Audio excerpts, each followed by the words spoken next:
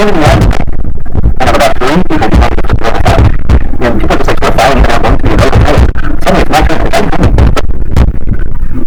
But before I go up, you see something incredibly impressive. And sure, that's what I don't even feel comfortable saying. But what is it? In effect, that anybody said that, just become angry. Look at this guy.